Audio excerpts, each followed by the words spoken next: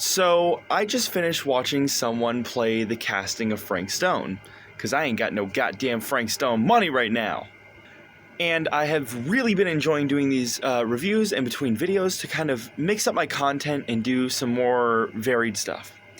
So I'm going to give you my thoughts on the casting of Frank Stone. So, let's get into the things I didn't like before. So many things that I'm gonna get rambly and I'm gonna get off topic, so for that I apologize. So the only bad thing is at times it could be a bit cliche and the dialogue could be a bit cheesy, but I think that's kind of the point. Like, it was kind of going for that like 80s horror movie, like kind of like a Puppet Combo game. It's meant to be like that, you know?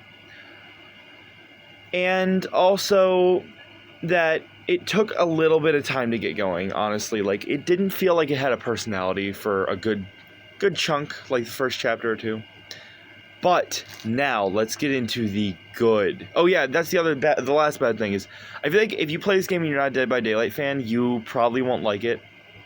Kind of like the Five Nights at Freddy's movie, it wasn't really made for non-DVD fans. But if you are a fan of DVD, you'll love this. You will absolutely adore the casting of Frank Stone. It's got your regular Supermassive stuff, your regular DVD stuff.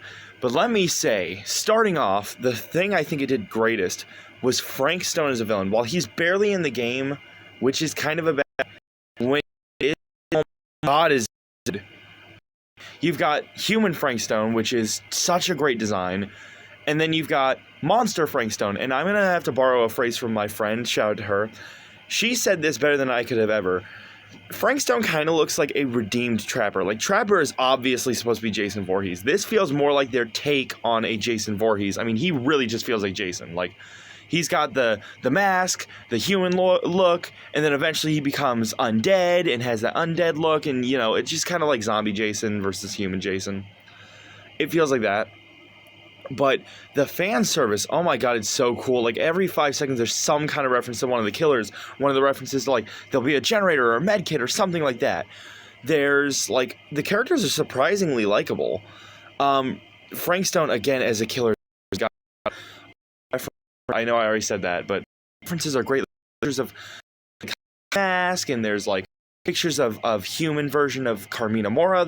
And it's just, there's so many great references in the cast.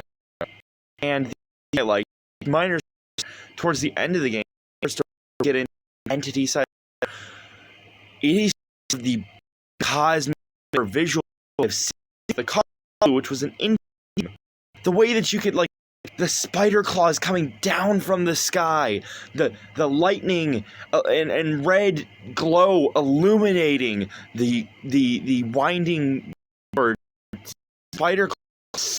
Cool. I'm such a big fan of cosmic horror. It was just the end of it all over again. I was so excited. Not to mention that in one of the endings, go to the campfire and Meg are just sitting there waiting, and Frank Stone rolls up. Like, dude, yes! Like, that's so cool! Not to mention that they do get into a lot of, like, the alternate realities, alternate timeline play, that sort of thing that your regular DVD usual suspect type thing. The thing you come to expect from, like, the entity and its, you know, otherworldly powers and whatnot. But I would say, I went into this expecting casting of Frank Stone to be like a 5 out of 10, 6.2 out of 10. I would say this game, 9.7. Like, you know what? I changed my mind. It was a 10. I want to give it 9.7 because I feel like 10 always feels like kind of like you're dick riding. But oh my god, it was a 10. It was so good. I don't know that it was maybe, I wouldn't say it was worth the $50 that it costs because it's a 5-hour game. But if it was like $30, yes. Yes, it would be worth $30. It's so good. Like, if you haven't checked out the casting of Frank Stone, that's my thoughts on it. I think it's good, very fan servicey, a lot of cool moments, really, really fun looking gameplay, great designs, great characters. Check it out. But as always, I do these to hear your thoughts, so let me know down below what you thought of the casting of Frank Stone. If you liked it, consider liking, commenting, subscribing to all YouTube shit. If you want to prove you watched this point, comment film. If you disliked it, share it with the front of group chat so you can make fun of me and my stupid video. And I'll see you on the next review!